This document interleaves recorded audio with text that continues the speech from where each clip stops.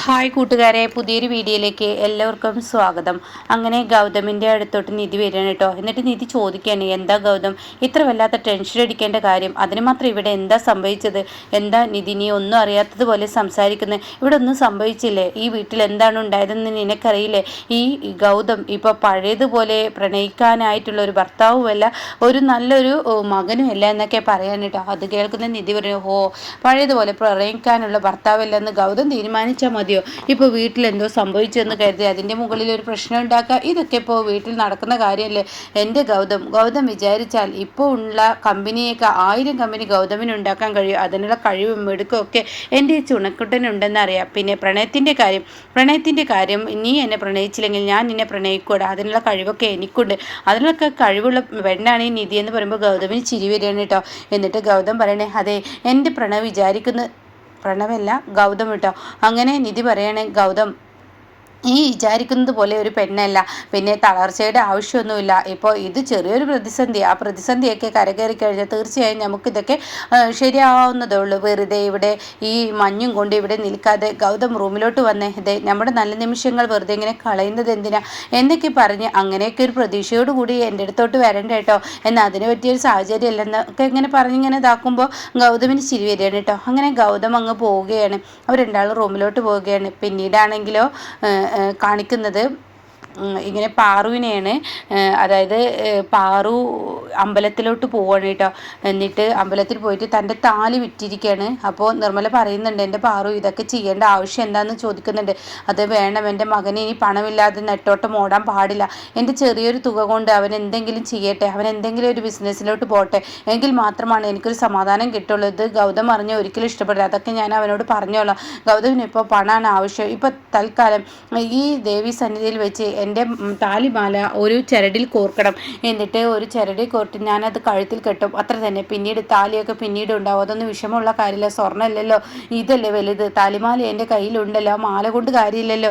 എൻ്റെ ഗൗതം നല്ല നിലയ്ക്ക് എത്തുന്നത് കാണാൻ എൻ്റെ ജീവിതത്തിൽ ഏറ്റവും വലിയ ആഗ്രഹം. അത് നടക്കട്ടെ, എന്നാലും വേണമെന്നൊക്കെ ചോദിക്കുന്നുണ്ട് കേട്ടോ. അതൊന്നും കുഴപ്പമില്ല എന്ന് പറയണേ. അങ്ങനെ പൂജാരി പ്രസാദവുമായി വരികയാണ്. അങ്ങനെ പൂജിക്കുകയാണ്. പൂജയൊക്കെ കഴിഞ്ഞ് ആ താലി ചരടിൽ കോർക്കുകയാണ്. പിന്നീട് കഴുത്തിൽ കെട്ടി ഇവരിങ്ങനെ പോവാണ് കേട്ടോ. എന്നാൽ ഈ സമയം പ്രണവിനെ കാണിക്കുന്നുണ്ട്. പ്രണവാണെങ്കിലോ തൻ്റെ ഒരു സ്വർണ്ണക്കടക്കാരനുണ്ട് കേട്ടോ, അയാളെ വിളിച്ചു വരുത്തിയിരിക്കുകയാണ്, നന്ദു എന്ന് പറയുന്നവനെ. അപ്പോൾ ആ നന്ദുവിനെ കാണാനില്ലല്ലോ. അവൻ എത്ര നേരമായി ഞാൻ കാത്തിരിക്കുന്നു, ഇതുവരെ നന്ദുവിനെ കാണാനില്ലല്ലോ. ഇവൻ എങ്ങോട്ടാണ് പോയത്, എന്താണ് ഇവനെ എവിടെയായിട്ടാണ് പോയത്, ഒന്നും മനസ്സിലാവുന്നില്ലല്ലോ എന്നൊക്കെ ഇങ്ങനെ പറഞ്ഞു നിൽക്കുമ്പോൾ കാണാം നന്ദു കയറി വരുന്നത് കേട്ടോ. സാറേ എന്നെ കത്ത് ഒത്തിരിയേ പിന്നെ എന്നൊക്കെ പറയാൻ കേട്ടോ. എവിടെ സാധനം എന്ന് പറയുന്നുണ്ട്. അങ്ങനെ പ്രണവ് ആ സാധനം തുറന്നു നോക്കുകയാണ് കേട്ടോ. അപ്പോൾ അതിൻ്റെ നല്ല അടിപൊളി ഡയമണ്ടിൻ്റെ ഒരു നെക്ലേസ് ആയിരിക്കും കേട്ടോ. ഇത് കാണുന്നതിനോട് കൂടിയിട്ട് പ്രണവ് പറഞ്ഞ എന്തൊരു സൂപ്പർ, നേരിൽ കാണുമ്പോൾ അതിലേറെ എന്ന് പറയുന്നുണ്ട് കേട്ടോ. അപ്പോൾ എങ്ങനെ എൻ്റെ അടുത്ത് ഈ പുതിയ കണക്ഷൻ വന്നത് നിങ്ങൾ അറിഞ്ഞു എന്ന് ചോദിക്കുന്നുണ്ട്. അപ്പോൾ സമയം പറയണേ, ഞാൻ ഈ പുതിയൊരു മോഡൽ വന്നത് എൻ്റെ ഭാര്യയില്ലേ, എൻ്റെ ഭാര്യ ഒരു ദിവസം മൊബൈലിൽ ഇങ്ങനെ എന്നോട് പറഞ്ഞു ഈ ഒരു മാല എങ്ങനെയുണ്ടെന്ന് എൻ്റെ ഭാര്യ എന്നോട് കാണിച്ചു തന്നു. അന്ന് അവളുടെ മനസ്സിൽ ഇങ്ങനെ ഒരു ആഗ്രഹം ഉണ്ടെന്ന് എനിക്ക് മനസ്സിലായി. അതുകൊണ്ട് തന്നെ ഞാൻ നന്ദുവിനെ അപ്പോഴക്കപ്പത്തന്നെ വിളിച്ചിക്കാരൻ പറഞ്ഞത് തരാൻ വേണ്ടി പറഞ്ഞത്. ഓ അങ്ങനെയാണല്ലേ, എന്നാൽ എൻ്റെ ഭാര്യയ്ക്ക് ഇതൊരു സർപ്രൈസ് ആയി കൊടുക്കണം എന്നാണ് എൻ്റെ ജീവിതത്തിലെ ഏറ്റവും വലിയ ആഗ്രഹം. ആ ആഗ്രഹം ഞാൻ നിറവേറ്റുമെന്ന് പറയാനിട്ട്. അപ്പോൾ ശരി ആയിക്കോട്ടെ എന്നും പറയാണ്.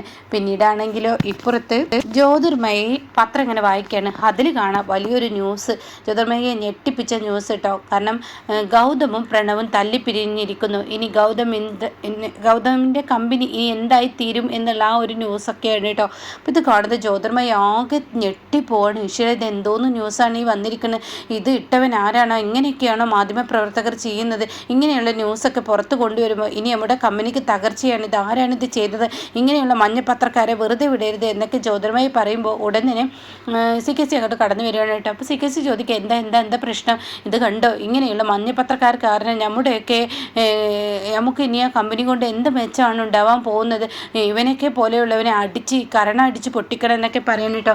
ആ സമയം ഇത് കേട്ട ഉടനെ പറയുകയാണ്, ഞാനൊരു കാര്യം പറയട്ടെ, ഇങ്ങനെയുള്ള മഞ്ഞപ്പത്രക്കാരനല്ലേ അടിക്കേണ്ടത്, കൊടുത്ത കൊടുത്തവനല്ലേ, അതെ അടിക്കണം. എന്നാൽ നീ എന്നെ അടിച്ചോ, ഇതെന്ത് CKC നീ പറയുന്നത്? അതെ CKC ആണ് ഇതിന് പിറകിൽ കാണിച്ചത്.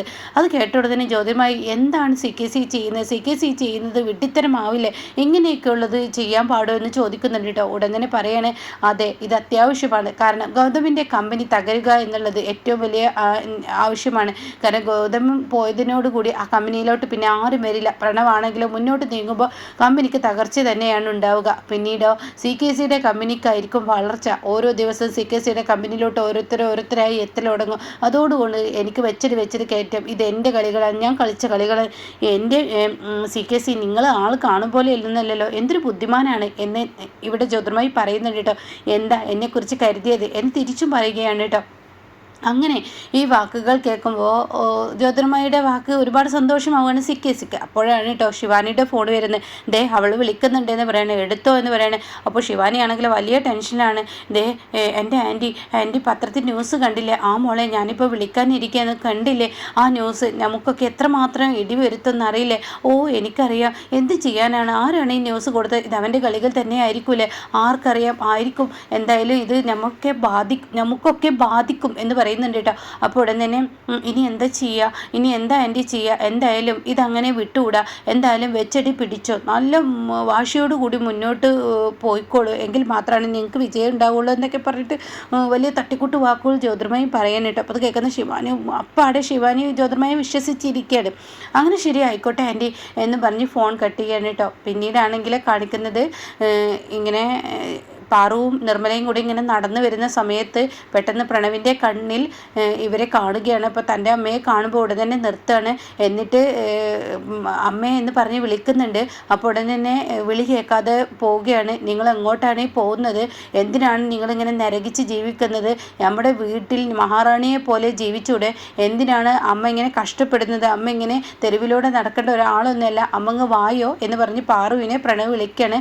ആ സമയം എടാ നിൻ്റെ വീട്ടിലെ മഹാറാണിയായി ജീവിക്കുന്നതിലും നല്ലത് എൻ്റെ ഗൗതം മോൻ്റെ സ്വർഗത്തിൽ റാണിയായി ജീവിക്കുന്നതിനേക്കാൾ നല്ലത് നരകത്തിലെ രാജ്ഞിയായിട്ട് ഞാൻ ജീവിക്കുകയാണ്. അതായിരിക്കും എനിക്ക് ഏറ്റവും നല്ലത്. കാരണം അത്രയും വലിയ നരകമാണ് നിൻ്റെ വീട്ടിൽ ഞാൻ അനുഭവിച്ചും കൊണ്ടിരുന്നിരുന്നത്. ഇനി എനിക്ക് എൻ്റെ ഗൗതം മോൻ്റെ അടുത്ത് ജീവിച്ചാൽ മതിയെന്ന് പറയാൻ കേട്ടോ. അത് കേൾക്കുന്ന പ്രണവിനെ അങ്ങ് ദേഷ്യം പിടിക്കുകയാണ്. എന്നിട്ട് പ്രണവ് എന്ത് ചെയ്യുന്നു? ആ പണം അങ്ങ് പിടിച്ചു വലിക്കുകയാണ്. ഓ കഴുത്തിലെ മാല പോയിരിക്കുന്നു. അപ്പോൾ കഴുത്തിലെ മാല വിറ്റിട്ട് ആ ദത്തപുത്രൻ രക്ഷിക്കാനുള്ള പരിപാടിയാണല്ലേ? ഇതാ ദത്തപുത്രൻ പറഞ്ഞതായിരിക്കില്ലേ? അത് കേൾക്കുന്ന പാറുവിനങ്ങ് ദേഷ്യം പിടിക്കുകയാണ്. കരണം നോക്കി ഒന്നങ്ങ് പൊട്ടിക്കുകയാണ്.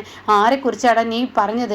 നിന്നോട് ഞാനൊരു വാക്ക് പറയുന്നു, എൻ്റെ കുടുംബത്തെ തകർത്ത എൻ്റെ മോനെക്കുറിച്ച് പറഞ്ഞ നിനക്ക് ഈ പെറ്റമ്മയുടെ ശാപം നിൻ്റെ തലയിൽ എന്തായാലും വീഴും. നിങ്ങൾ എൻ്റെ കൂടെ വന്നില്ലെങ്കിലും വേണ്ടില്ല, എന്നെ ശപിക്കണേ. എന്തിനാണ് നിങ്ങൾ എന്നെ ശപിക്കുന്നത്? അതിന് മാത്രം എന്ത് തെറ്റാണ് ഞാൻ ചെയ്തത്? അപ്പോൾ ഉടനെ തന്നെ പ്രണവ് നീ കുടുംബം തകർത്തവനാണ്, നിനക്ക് എൻ്റെ വേദന എന്തെന്ന് അറിയില്ല എന്നൊക്കെ പറയുമ്പോൾ പ്രണവ് പറയും നിങ്ങൾ എന്നോട് മിണ്ടും വേണ്ട വരും വേണ്ട, ഞാൻ എൻ്റെ പണി നോക്കി പോയിക്കോളാം എന്ന് പറഞ്ഞ് പ്രണവ് അങ്ങ് പോകണം കേട്ടോ. അപ്പോഴേക്കും പാറു അങ്ങോട്ടേക്ക് ഓടി വരികയാണ്. അതിനിടയ്ക്ക് പ്രണവിൻ്റെ കരണം നോക്കി പാറു പൊട്ടിക്കുന്നുണ്ട്. അപ്പോൾ പാറുവിൻ്റെ അടുത്തോട്ട് നിർമ്മല ഓടി വരികയാണ്. അപ്പോൾ നിർമ്മല പറയണേ എന്താ പാറു, പിന്നെ എന്തിനാണ് വെറുതെ അവനെ അടിച്ചതെന്നൊക്കെ ചോദിക്കുകയാണ്. ആ സമയം അവൻ പറഞ്ഞത് കേട്ടില്ലേ, എൻ്റെ പൊന്നു മോനെക്കുറിച്ച് ദത്തുപുത്രൻ എന്തൊക്കെയാണ് എൻ്റെ ഗൗതമിനെ കുറിച്ച് പറയുന്നത്. അയ്യോ എനിക്ക് നെഞ്ച് വേദനിക്കുന്നേ, എനിക്ക് സഹിക്കാൻ വയ്യേ, എനിക്ക് വേദനിക്കുന്നേ എന്ന് പറഞ്ഞിട്ട് റോട്ടിൽ കിടന്ന് പെടയാണ് കേട്ടോ പാറു. ആ സമയം പ്രണവ് അവിടെ നിന്ന് പോയിട്ടുണ്ടാവും. അപ്പോൾ ഇങ്ങനെയൊക്കെയുള്ള ഒരു എപ്പിസോഡാണ് ഇപ്പോൾ ലാസ്റ്റ് വന്നിരിക്കുന്നത് കേട്ടോ.